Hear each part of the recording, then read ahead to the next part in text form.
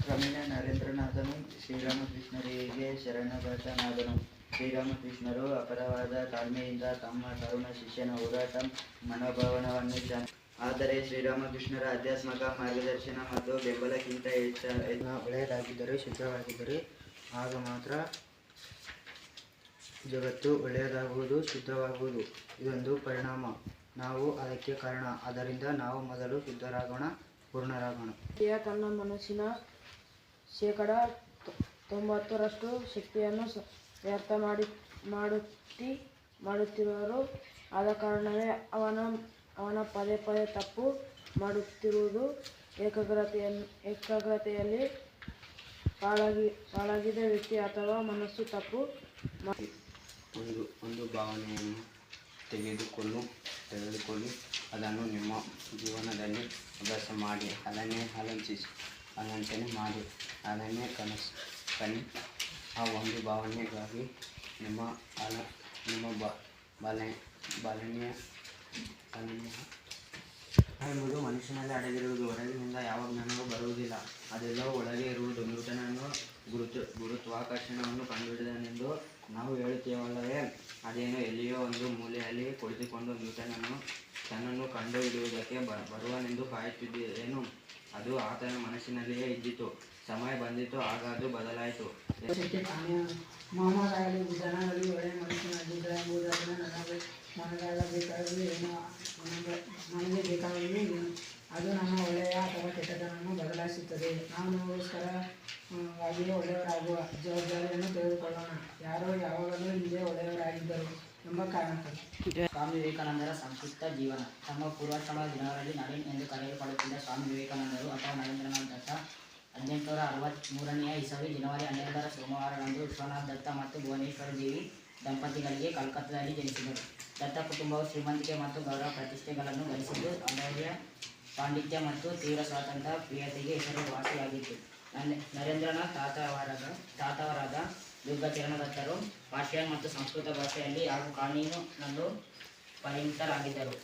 ಆದರೆ ತಮ್ಮ ಮಗ ವಿಶ್ವನಾಥ್ ದತ್ತರು ಜನಿಸಿದ ನಂತರ ಲೌಕಿಕ ಜಗತ್ತನ್ನು ಪರಿತ್ಯಜಿಸಿ ಸನ್ಯಾಸಿಯಾದರು. ಆಗ ಅವರಿಗೆ ಮತ್ತು ಶಕ್ತಿ. ಯಾರಿಗೂ ಆತ್ಮವಿಶ್ವಾಸ ಇಲ್ಲವೋ ಅವನು ನಾಸ್ತಿಕ. ಹಳೆಯ ಧರ್ಮಗಳ ಯಾರಿಗೆ ದೇವರಲ್ಲಿ ಭಕ್ತಿ ಇಲ್ಲವೋ ಅವನನ್ನು ನಾಸ್ತಿಕನೇ ಎನ್ನುತ್ತಿದ್ದವು. ನವೀನ ಧರ್ಮವು ಯಾರು ಆತ್ಮವಿಶ್ವಾಸ ಹೀನರು ಅವರನ್ನು ನಾಸ್ತಿಕರೆಂದು ಸಾರುತ್ತದೆ. ಜಗತ್ತಿನ ಇತಿಹಾಸವು ಆತ್ಮಶ್ರದ್ಧೆಯುಳ್ಳ ವ್ಯಕ್ತಿಗಳ ಚರಿತ್ರೆ. ಈ ಆತ್ಮಶ್ರದ್ಧೆ ಸುಪ್ತವಾಗಿರುವ ದಿವ್ಯತೆಯನ್ನು ವ್ಯಕ್ತಗೊಳಿಸುವುದು. ನೀವು ಏನನ್ನು ಬೇಕಾದರೂ ಸಾಧಿಸಬಹುದು. ನೀವು ಆ ಮಹಾಶಕ್ತಿಯನ್ನು ವ್ಯಕ್ತಗೊಳಿಸುವುದಕ್ಕೆ ಸಾಕಾದಷ್ಟು ಪ್ರಯತ್ನಿಸದೆ ಇದ್ದಾಗ ಮಾತ್ರ ನಿರಾಶರಾಗುವಿರಿ. ವ್ಯಕ್ತಿಯಾಗಲಿ ದೇಶವಾಗಲಿ ಎಂದು ಆತ್ಮಶ್ರದ್ಧೆಯನ್ನು ಕಳೆದುಕೊಳ್ಳುವುದು ಆಗಲೇ ನಾಶವಾಗುತ್ತದೆ. ಶ್ರದ್ಧೆ ಆತ್ಮಶ್ರದ್ಧೆ. ಶ್ರದ್ಧೆ ಈಶ್ವರನಲ್ಲಿ ಶ್ರದ್ಧೆ ಇದೇ ಮಹಾತ್ಮೆಯ ಮೂಲ. ನೀವು ನಿಮ್ಮ 32 ಕೋಟಿ ದೇವತೆಗಳನ್ನು ನಂಬಿ ಜೊತೆಗೆ ಪಾಶ್ಚಾತ್ಯರಿಂದ ಆಮದು ಮಾಡಿಕೊಂಡಿರುವ ದೇವತೆಗಳನ್ನು ನಂಬಿದ್ದರೂ ನಿಮ್ಮಲ್ಲಿ ಆತ್ಮಶ್ರದ್ಧೆ ಇಲ್ಲದೇ ಇದ್ದರೆ ನಿಮಗೂ ಉದ್ಧಾರವಿಲ್ಲ. ಮೊದಲು ಆತ್ಮಶ್ರದ್ಧೆ ಇರಲಿ. ಒಂದು ಅತ್ಯುತ್ತಮ ಪಾಠವೆಂದರೆ ಕರ್ಮದ ಕಾಲಕ್ಕೆ ಕೊಡುವ ಪ್ರಾಮುಖ್ಯತೆಯಂತೆ ಕರ್ಮದ ಸಾಧನಕ್ಕೂ ಕೊಡಬೇಕು.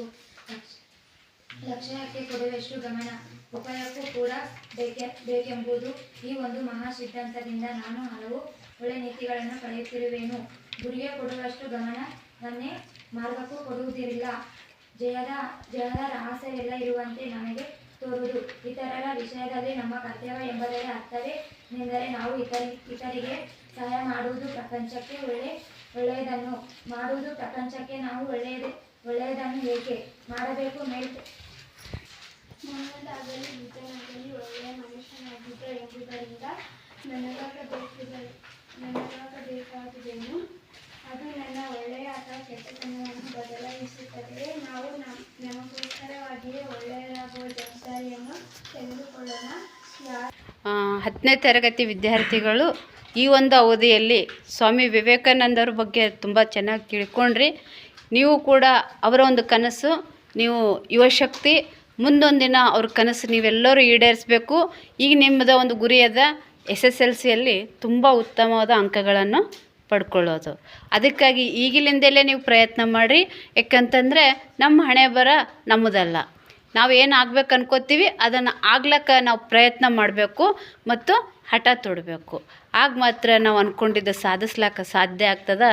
ನಮ್ಗೆ ಪೋಷಕರು, ಇಲಾಖಾಧಿಕಾರಿಗಳು, ಶಿಕ್ಷಕರು ನಿಮಗೆ ಏನು ಬೇಕೋ ಅದು ಹೆಲ್ಪ್ ಮಾಡ್ಲಿಕ್ಕೆ ಸಿದ್ಧರಾರ. ಆದರೆ ನೀವೇ ಏನೂ ಮಾಡಲ್ಲ ಅಂತಂದಮೇಲೆ ಏನೂ ಮಾಡ್ಲಿಕ್ಕೆ ಸಾಧ್ಯ ಆಗಲ್ಲ. ಅದಕ್ಕೆ ದಯವಿಟ್ಟು ನೀವೆಲ್ಲರೂ ಇನ್ನೂ ಈಗ ಅವಧಿ ಅದ, ಎಷ್ಟು ದಿವಸ ಅದ? 72 ದಿವಸ ನಿಮ್ಮ ಕಣ್ಮುಂದದ. ದಯವಿಟ್ಟು ಕನಸು ಕಾಣ್ರಿ, ಅದು ನನಸಾಗಲಿ. ಇವತ್ತು ಸ್ವಾಮಿ ವಿವೇಕಾನಂದರ ಜಯಂತಿ ಪ್ರಯುಕ್ತ ನೀವು ಗ್ರಂಥಾಲಯಕ್ಕೆ ಬಂದು ಅಷ್ಟೊಂದು ಮಾಹಿತಿಯನ್ನು ಓದಿದ್ರಲ್ಲ. ನೀವು ಓದಿದವರೆಲ್ಲರೂ ತುಂಬ ಚೆನ್ನಾಗಿ ಓದಿರಿ. ಆದರೆ ಓದಿದ್ದವರಷ್ಟೇ ಮಹತ್ವ, ಕೇಳಿದವ್ರಿಗೂ ಅದ. ನೀವು ಕೂಡ ಚೆನ್ನಾಗಿ ಕೇಳಿದ್ರಿ. ಈ ಒಂದು ಚಟುವಟಿಕೆಯಲ್ಲಿ ಭಾಗವಹಿಸಿದಕ್ಕೆ ನಿಮಗೆಲ್ಲರಿಗೂ ಕೂಡ ಧನ್ಯವಾದಗಳು.